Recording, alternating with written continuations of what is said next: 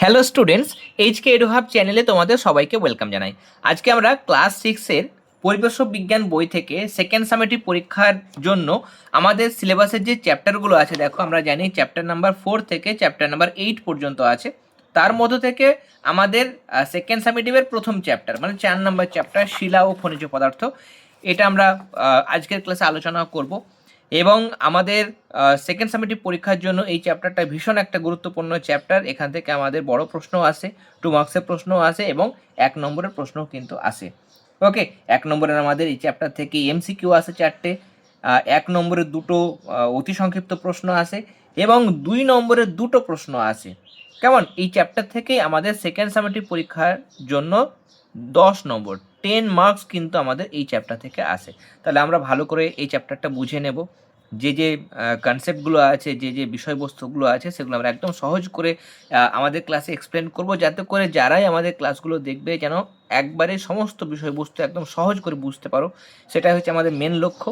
তার পাশাপাশি আমাদের এই চ্যাপ্টার থেকে প্রত্যেক দিনের ক্লাসে আমরা কি বুঝলাম সেটা যেমন আমরা বুঝবো, তার পাশাপাশি আমাদের যেটা প্রশ্ন উত্তর এই চ্যাপ্টার থেকে যতটুকু আমাদের পড়া হবে প্রত্যেক দিনের ক্লাসে, সেখান থেকে আমরা কোন কোন প্রশ্নগুলো দেখে যাব, আনসার সমেত আমরা রেফারেন্স বই থেকে তোমাদের দেখিয়ে দেবো। ওকে, তাহলে চলো আমরা ক্লাসটা শুরু করি। সেকেন্ড সামেটিভের সিলেবাস আশা করি তোমরা জানো, যারা জানো না একবার দেখে নাও। এখানে আমাদের আমাদের টোটাল 5টা চ্যাপ্টার রয়েছে, প্রত্যেকটা চ্যাপ্টার থেকে 10 নম্বর করে আমাদের 50 নম্বর। শিলা খনিজ থেকে আমাদের 1 নম্বরের এমসিকিউ 4টে, মাপযোগ থেকে 2টো এমসিকিউ, বল ও শক্তির প্রাথমিক ধারণা থেকে 2টো এমসিকিউ, তরল গ্যাসীয় পদার্থ মানে যেটা স্থিতিগতি সেখান থেকে 2টো এমসিকিউ, মানুষের শরীর থেকে 2টো এমসিকিউ। অতি সংক্ষিপ্ত প্রশ্ন প্রত্যেক চ্যাপ্টার থেকে 2টো করে। 2 নম্বর প্রশ্ন শুধু আমাদের এই শিলা খনিজ চ্যাপ্টার থেকে আসবে, আর বাদ বাকি যে পরের যে 4টে চ্যাপ্টার, সেই 4টে চ্যাপ্টার থেকে প্রত্যেকটা থেকে 2টো করে 3 নম্বরের প্রশ্ন, 3 নম্বরের 2টো করে প্রশ্ন আসবে। নিয়ে প্রত্যেক চ্যাপ্টার থেকে আমাদের 10 নম্বর, 5টা চ্যাপ্টারে 50 নম্বরের প্রশ্নপত্র হবে। ওকে, তাহলে চলো আমরা শুরু করি। Page number 55। প্রথমত আমরা যেটা করব সেটা হচ্ছে আমাদের বইয়ের মধ্যে যে বিষয়বস্তুগুলো আছে সেগুলো আমরা বুঝে নেব, তারপর আমরা কোশ্চেন আনসারে যাব। দেখো তোমরা এখানে শুরু করছি আমরা নানা ধরনের শিলা। শিলার যে ভাগ, 3 ধরনের শিলা রয়েছে। এক হচ্ছে দেখো আগ্নেয় শিলা, তারপরে রয়েছে আমাদের এখানে পাললিক শিলা, আর তারপরে রয়েছে পরিবর্তিত শিলা। 3 ধরনের শিলা। আমাদের অনেক সময় প্রশ্ন আসে যে শিলা কত প্রকার ও কি কি, তখন তোমাদের লিখতে হবে যে শিলা হলো 3 প্রকার। কেমন, এবার আমাদের স্বাভাবিকভাবে মনে প্রশ্ন আসতে পারে যে আচ্ছা শিলা কি, শিলা কি। কেমন, যখন ভূত্বক গঠিত হয়, ভূত্বক মানে একদম ভূপৃষ্ঠে যে মাটিটা রয়েছে সেটা হচ্ছে ভূত্বক। কেমন, একদম পৃথিবীর বাইরের পৃষ্ঠ যেটা সেটা হচ্ছে ভূত্বক। ভূত্বক যখন তৈরি হয় বা ভূত্বক যখন গঠিত হয়, সেই সময় সব রকম উপাদানের সাধারণ নাম হচ্ছে শিলা। মানে ভূত্বক গঠনের জন্য যে যে উপাদানগুলো লাগে সবগুলোকে একসাথে আমরা সহজ কথায় শিলা বলি। শিলা বলতে শুধুমাত্র যে কঠিন পাথরকে বোঝায় তা কিন্তু নয়।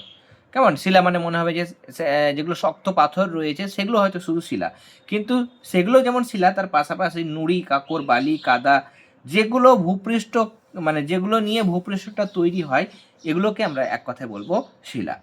ওকে, আর শিলা আমরা দেখলাম 3 প্রকার। আমাদের প্রশ্ন আছে শিলা কত প্রকার ও কি কি, তোমরা লিখবে শিলা হলো 3 প্রকার।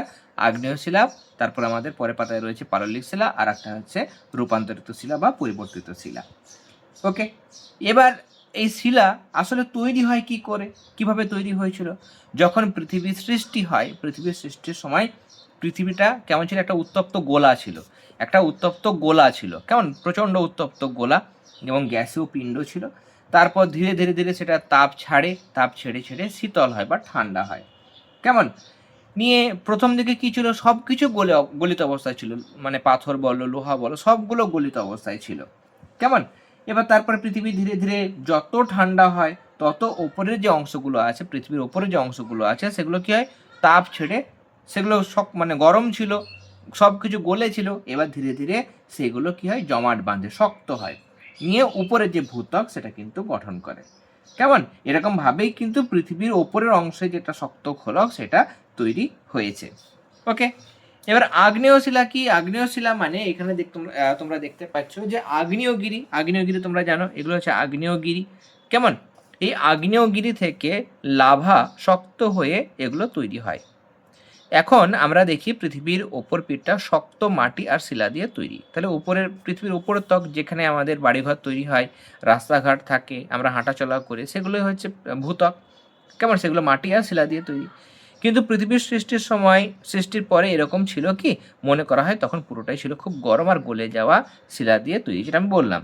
আস্তে আস্তে তারপর পৃথিবী ঠান্ডা হয়, তারপর উপরের অংশটা সেটা শক্ত হয়ে জমাট বাঁধতে শুরু করে, নিয়ে এরকমভাবে উপরে যে খোলাটা বা ভূত্বকটা সেটা তৈরি হয়েছে। এবার এখানে এই জিনিসটা আমাদের প্রশ্ন আসে, ম্যাগমা কাকে বলে? ম্যাগমা কাকে বলে? আমাদের সেকেন্ড সামেটিক পরীক্ষার জন্য ভীষণ ইম্পর্টেন্ট। এখান থেকেই তোমরা আনসার করতে পারবে। কেমন? মাটির যত গভীরে যাওয়া যায়, মাটির নিচে যদি আমরা যাই, অনেকে হয়তো মানে উল্টো জিনিসটা মনে করো যে মাটির নিচে গেলে হয়তো ঠান্ডা হবে।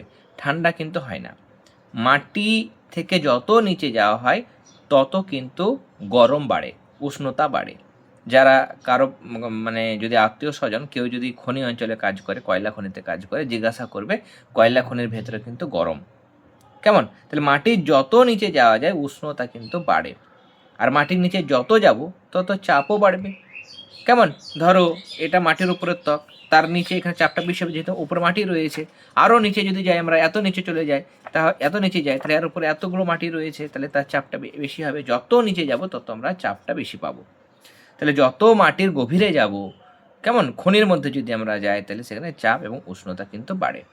এরকমভাবে যেতে যেতে যখন আমরা অনেকটা গভীরে যদি চলে যাই, অনেকটা গভীরে যদি আমরা যাই, তাহলে সেখানে পৃথিবীর এই মানে চাপটা এত বেশি হয় আর উষ্ণতা এত বেশি যে সেখানে মাটির অনেক গভীরে যে পাথরগুলো রয়েছে, লোহা রয়েছে বা ধাতুগুলো আছে, সবগুলো পাথর, অন্যান্য ধাতু, লোহা, সব কিছু কিন্তু একদম গলে আছে, তরল অবস্থায় আছে।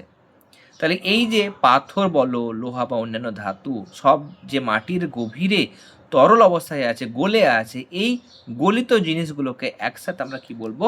ম্যাগমা বলবো। এবার মাটির গভীরে, অনেক গভীরে, সেগুলো সব তরল অবস্থায় আছে, গলিত অবস্থায় আছে, যেগুলোকে আমরা বলছি ম্যাগমা। এবার এই ম্যাগমা যখন কি হয় বলতো, পাথরের কোনো ফাটল হয়তো পেলো বা মানে এরকম মাঝখানে কোনো গর্ত মানে ফাটল বা সুড়ঙ্গ পাচ্ছে, কেমন, বা পাহাড়ের মুখ দিয়ে যখন বাইরে চলে আসছে, তখন সেটাকে আমরা নাম দিচ্ছি লাভা। লাভা কাকে বলে, ম্যাগমা কাকে বলে, এই দুটোর মধ্যে যে কোনো একটা প্রশ্ন কিন্তু তোমাদের সেকেন্ড সামেটিভে আসবেই আসবে।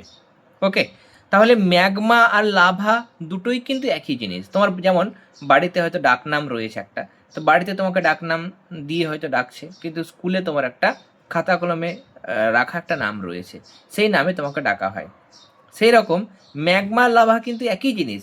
যখন একদম মাটির গভীরে থাকছে, মানে তুমি হয়তো বাড়ির ভেতরে থাকছো, তখন তোমাকে ডাক নামে ডাকছে তোমাকে, কিন্তু বাড়ির বাইরে যখন যাচ্ছ, স্কুলে, বিভিন্ন জায়গায়, তখন সেখানে কিন্তু তোমার নামটা কিন্তু খাতা কলমে যে নাম, সেই নামটাতে ডাকা হচ্ছে। তো সেই রকম ব্যাপার, মাটির গভীরে যে এখানে গলিত অবস্থায় রয়েছে সব পাথর টাথর, সবগুলোকে আমরা ম্যাগমা বলছি, সেটাই যখন আবার বাইরে বেরিয়ে আসে তখন তার নামটা হয়ে যাচ্ছে লাভা।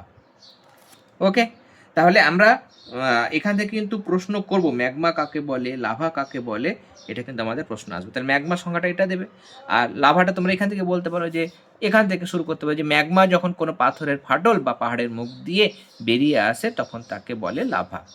এবার এগুলো বাইরে আসলে কী হবে? বাতাস চলাচল করছে চারিদিকে, বাতাস এই লাভাগুলোকে কী করবে? ঠান্ডা করবে।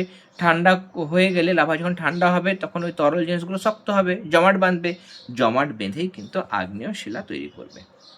ওকে, এবার যদি আমাদের এখানে আগ্নেয় শিলা কাকে বলে সেই সংজ্ঞাটা দেয়, তখন আমরা লিখব যে আগ্নেয় পদার্থ বা অগ্নুৎপাতের ফলে যে ম্যাগমাগুলো বাইরে বেরিয়ে আসে সেগুলোকে বলা হয় লাভা। কেমন? সেই লাভা বাইরে আসার পর ঠান্ডা হয়ে জমাট বেঁধে যে শিলা তৈরি করে তাকে বলা হয় আগ্নেয় শিলা। ওকে, তাহলে এরকমভাবে আমরা লিখতে পারবো। এবার আগ্নেয় শিলার আমাদের অনেক সময় হয়তো মানে আমাদের এখানে আসে না, আমাদের এরকম পরীক্ষাতে সাধারণত আসে না, কিন্তু ভালো ভালো যে স্কুলগুলো রয়েছে সেই স্কুলে অনেক সময় আগ্নেয় শিলার দুটি বৈশিষ্ট্য লেখো, এরকমভাবে প্রশ্ন কিন্তু আসতেই পারে। ভালো স্কুল, জেলা স্কুল রয়েছে বা আরও অনেক স্কুল রয়েছে, সেখানে কিন্তু এরকম প্রশ্ন আসতে পারে। তারা একটু জেনে নাও, এখানে কি হয়, আগ্নেয় শিলা কিন্তু খুব ভারী হয়, কঠিন হয় এবং শক্ত হয়। তাহলে ভারী হয়, আগ্নেয় শিলা ভারী, কঠিন এবং শক্ত হয়। তাহলে শক্ত যদি হয় তাহলে এটা সহজে কিন্তু ক্ষয় হবে না। কেমন? তাহলে আমরা লিখবো আগ্নেয় শিলা খুব ভারী হয়, শক্ত হয় এবং কঠিন হয়, তাই এই শিলা সহজে ক্ষয়প্রাপ্ত হয় না। 2 নম্বর, এর মধ্যে কিন্তু আলাদা কোনো লেয়ারের ভাগ কিন্তু দেখতে পাওয়া যায় না, কোনো স্তর ভাগ থাকে না। আলাদা আলাদা করে ধরি একটা পাতায় একটা পাতা আমরা যেমন বুঝতে পারছি এক একটা লেয়ার হয়তো পড়ে রয়েছে, সেরকম লেয়ার কিন্তু আগ্নেয় শিলাতে আমরা পাই না। কেমন? আগ্নেয় শিলার মধ্যে কিন্তু এই স্তরের যে ভাগ সেটা পাওয়া যায় না। এরপরে যখন আমরা পাললিক শিলা পড়বো, সেই পাললিক শিলা লেয়ার লেয়ার মানে একটার পর একটা জমা হয়ে তৈরি হয়, তখন আমরা স্তর পাবো। কিন্তু আগ্নেয় শিলার মধ্যে মানে স্তর কিন্তু আমরা পাই না, তাই জন্য এটাকে বলা হয় অস্তরীভূত শিলা। ওকে? আর আরেকটা জিনিস হচ্ছে এখানে মানে লাভাগুলো উত্তপ্ত অবস্থায় উপরে মানে বেরিয়ে আসে, তারপরে সেগুলো ঠান্ডা হয়ে শিলা তৈরি করে, তাই জন্য একে প্রাথমিক শিলাও কিন্তু বলা হয়। আরেকটা লিখতে পারো যে এই শিলার মধ্যে জীবাশ্ম দেখা যায় না। জীবাশ্ম কি সেটা আমরা পাললিক শিলা পড়বো তখন জানবো। ওকে? তাহলে এই কটা বৈশিষ্ট্য, আগ্নেয় শিলা খুব ভারী, কঠিন এবং শক্ত হয়, এই শিলা সহজে ক্ষয়প্রাপ্ত হয় না। 2 নম্বরে এই শিলার মধ্যে পাললিক শিলার মতো কোনো স্তরভাগ দেখতে পাওয়া যায় না, তাই এই শিলাকে অস্তরীভূত শিলা বলা হয়। আর কি লিখবো? এই শিলা উত্তপ্ত লাভা জমা হওয়ার পর তৈরি হয় বলে, আর এই শিলা সব থেকে প্রথমে তৈরি হয় বলে এই শিলাকে প্রাথমিক শিলা বলে। আর 4 নম্বর, এই শিলার মধ্যে কোনো জীবাশ্ম দেখতে পাওয়া যায় না। ওকে? তাহলে এই কটা বৈশিষ্ট্য তোমরা কিন্তু অবশ্যই অবশ্যই একবার মনে রাখবে। কেমন? একদম সহজ সহজ শুনে শুনে তোমরা লিখতে পারবে। এরপরে আমাদের প্রশ্ন আসতে পারে আগ্নেয় শিলা কত প্রকার ও কি কি? আগ্নেয় শিলা 3 প্রকার। কেমন? আগ্নেয় শিলা হলো 3 প্রকার। কি কি? ব্যাসল্ট, গ্রানাইট এবং পিউমিস, এই 3 প্রকার শিলা। এখানে দেখো ব্যাসল্টের ছবি দিয়েছে, কালো পাথর যেটা সেটা, আর এটা হচ্ছে গ্রানাইট, আর এটা হচ্ছে পিউমিস। রেল লাইনে যে কালো পাথরগুলো পড়ে থাকে সেগুলো আসলে কি? শর্ট কোয়েশ্চেন আছে, 1 নম্বর প্রশ্ন। রেল লাইনে পড়ে থাকা কালো পাথরগুলো আসলে কি? উত্তর হবে ব্যাসল্টের টুকরো। কেমন? তাহলে রেল লাইনে যে কালো পাথরগুলো পড়ে থাকে সেগুলো আসলে কি? আগ্নেয় শিলা। কোন আগ্নেয় শিলা? না তো ব্যাসল্ট। কেমন? তাহলে এটা কিন্তু ভীষণ ইম্পর্টেন্ট। এগুলো শর্ট কোয়েশ্চেনগুলো তোমরা যদি প্রশ্ন বিচিত্রা করো রায়মার্টিনের, বা প্রশ্ন প্রস্তুতি প্রান্তিকের করো, দেখবে এই প্রশ্নগুলো বারবার বারবার কিন্তু জিজ্ঞাসা করা হয়। ওকে? ড্যাশকে বলে ঝামা পাথর, বা পিউমিসকে বলে ড্যাশ। যদি বলে পিউমিসকে বলে ড্যাশ, তাহলে উত্তর হবে ঝামা পাথর। ঝামা পাথর। কেমন? পিউমিসের আর একটা নাম হচ্ছে, এই পিউমিসের আর একটা নাম হচ্ছে ঝামা পাথর। দেখতে পাচ্ছ এখানে এই ছবিটার মধ্যে যে এখানে কিন্তু অনেক সূক্ষ্ম সূক্ষ্ম ছিদ্র থাকে, অনেক সূক্ষ্ম সূক্ষ্ম ফুটো থাকে। কেন থাকে বলো তো? এটা আমাদের অনেক সময় প্রশ্ন আসতে পারে যে এই পিউমিসের মধ্যে অনেক সূক্ষ্ম সূক্ষ্ম ছিদ্র থাকে কেন? গ্রানাইটের মধ্যে এই ছিদ্র থাকে না, বা ব্যাসল্টের মধ্যে কোনো ছিদ্র থাকে না। আসলে এই মানে উত্তপ্ত ম্যাগমা যখন বাইরে বেরিয়ে আসার পর ফেনার মতো চারিদিকে ছড়িয়ে যায়, নিয়ে সেগুলো ঠান্ডা হয়ে পিউমিস তৈরি হয়। তাহলে ফেনার মতো চারিদিকে ছড়িয়ে যায়, ম্যাগমাগুলো বাইরে বেরিয়ে আসে, লাভা রূপে বেরিয়ে আসে এবং ফেনার মতো চারিদিকে ছড়িয়ে পড়ে। কেমন? এবার এই প্রথমে এই লাইনটা লিখবে যে উত্তপ্ত ম্যাগমায় উপরে ফেনার মতো অংশ চারিদিকে জমে গিয়ে পিউমিস তৈরি হয়। তরল ম্যাগমায় দ্রবীভূত গ্যাস ম্যাগমার মধ্য দিয়ে বেরোনোর সময় পিউমিসে ওই ছিদ্রের সৃষ্টি হয়। তাহলে অনেকগুলো গ্যাস দ্রবীভূত অবস্থায় থাকে, এবার ঠান্ডা যখন হয় তখন গ্যাসগুলো হু হু করে এর থেকে বাইরে বেরোতে চায়, বেরিয়ে আসে, তার জন্য এগুলো ফুটো ফুটো করে বাইরে গ্যাসগুলো বেরিয়ে আসে। ঠিক আমরা পড়েছিলাম ফার্স্ট ইউনিট টেস্টে আমরা পড়েছিলাম কি বলতো, যে পাউরুটির গায়ে অসংখ্য ছিদ্র থাকে কেন, পড়েছিলাম তো। এবং সেটা আমাদের অনেক স্কুলে নিশ্চয়ই ফার্স্ট সামেটিভে এসেছিল। তখন আমরা দেখেছিলাম যে যখন এই মানে ইস্টকে কাজে লাগিয়ে যখন পাউরুটি তৈরি করা হয়, তখন ময়দা বা আটার মিশ্রণ ফুলে ফেপে ওঠে, নিয়ে কার্বন ডাইঅক্সাইড উৎপন্ন হয় এর মধ্যে। কেমন? এবং সেই কার্বন ডাইঅক্সাইডটা দ্রুত ওই পাউরুটি থেকে বেরোতে চাই বলেই এত স্পিডে বেরোয় যে এগুলো ফুটো ফুটো ফুটো হয়ে যায়।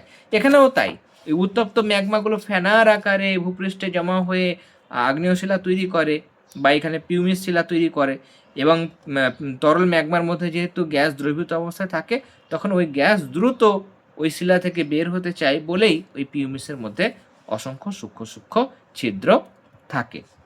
ওকে? নেক্সট আমাদের এখানে চলে আসবো আমরা, সেটা হচ্ছে পাললিক শিলা। পাললিক শিলা মানে হচ্ছে, দেখো এখানে আমাদের দিয়েছে যে নদী বলো, কেমন, নদী, হ্রদ বা সমুদ্রের জলের নিচে পলি জমা হয়। কেমন? এমনিতেও যখন বন্যা হয়, দেখবে বন্যা হওয়ার পর জল যখন কমে যায়, বন্যা শেষ হয়ে গেল, দেখবে যেখানে যেখানে বন্যা আসে সেখানে পলি জমে। আসলে নদী কী হয়, নদীর যেমন ক্ষয়কার্য কাজ, বহন আছে, সঞ্চয় আছে, এই সমস্ত কাজ তোমরা জানো। তো পলি টলি, নুড়ি, কাকর, বালি সব বয়ে নিয়ে যায়। তো হ্রদ, নদী, সমুদ্রের জলের নিচে কিন্তু পলি জমা হয়। এবার জমা হচ্ছে ধীরে ধীরে ধীরে ওই পলি স্তর মাটির নিচে চলে যেতে থাকে, চাপে চাপে নিচে যায়। এবার মাটির নিচে যখন আরও অনেক নিচে চলে যায়, তখন গরমে আর চাপে লক্ষ লক্ষ বছর, 1-2 বছর, 10 বছর, 100 বছর কিন্তু হয় না, লক্ষ লক্ষ বছর লাগে। লক্ষ লক্ষ বছর পর ওই পলি থেকে ধীরে ধীরে কি তৈরি হয়, পাললিক শিলা তৈরি হয়। ওকে, তাহলে পাললিক শিলা কিভাবে তৈরি হয় 2 নম্বরে যদি প্রশ্ন দেয়, তাহলে আমরা এখান থেকে এতটুকু লিখব। বা আমাদের যদি বলে পাললিক শিলা কাকে বলে, আমরা এখান থেকে এই জিনিসটাই লিখতে পারি।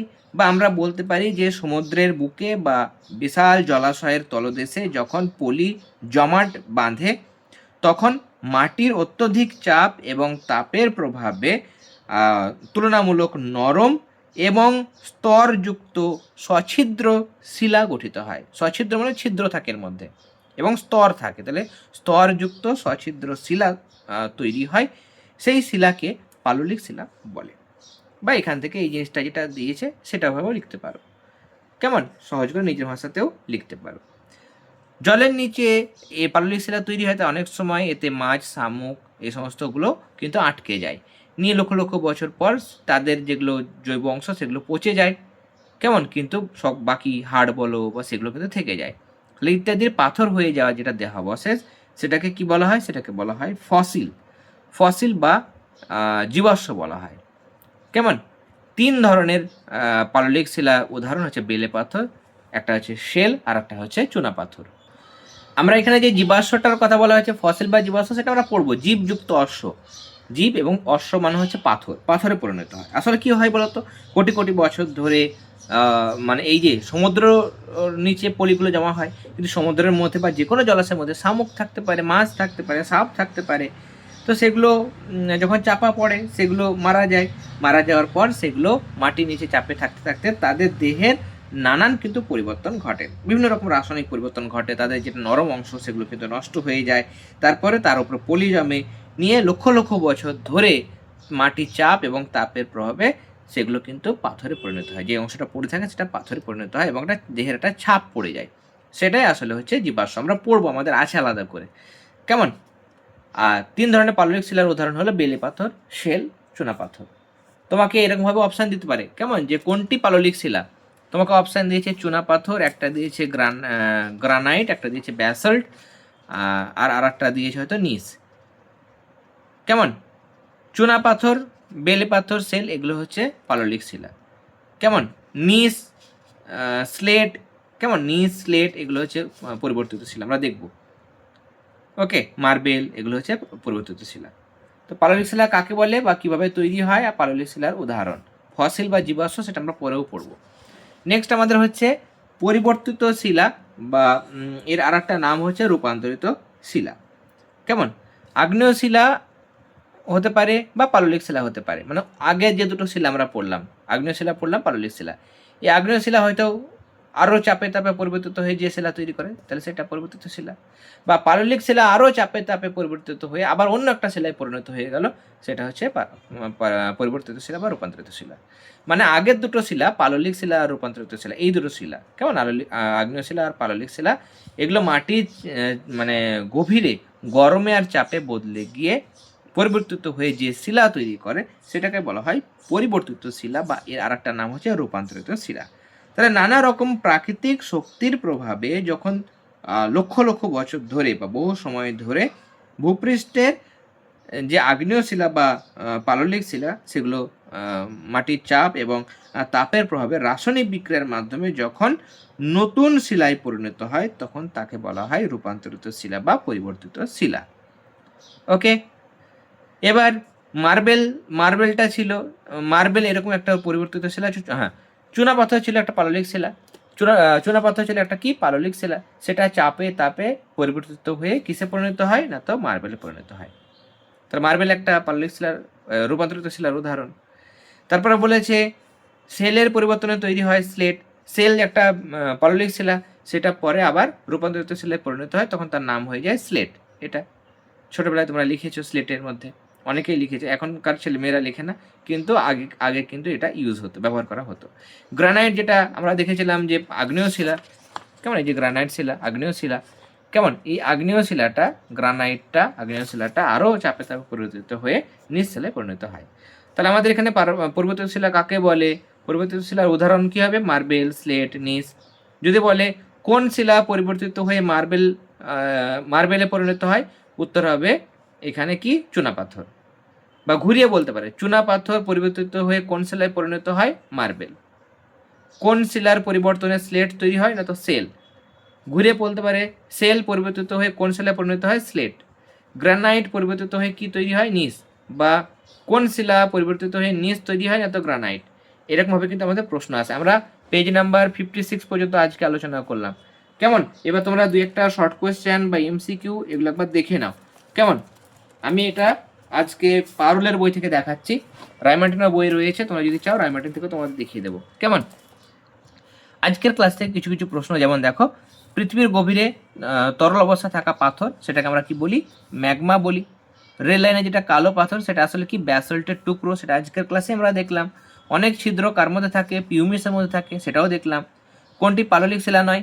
বেলে পাথর, এটা তো হচ্ছে পাললিক শিলা। চুনা পাথর, এটাও পাললিক শিলা। সেল যেটা, সেলটাও কিন্তু পাললিক শিলা। তাহলে ব্যাসল্টটা কিন্তু পাললিক শিলা নয়।